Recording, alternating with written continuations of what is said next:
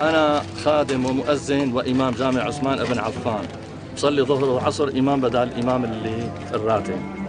ونحن بصلاة العصر هلا بالركعة الرابعة قبل ما نسلم بنص دقيقة طلع الانفجار، حسينا حالنا نأمنا وانحطينا، حسينا كأنه آذان نزل على الجامع.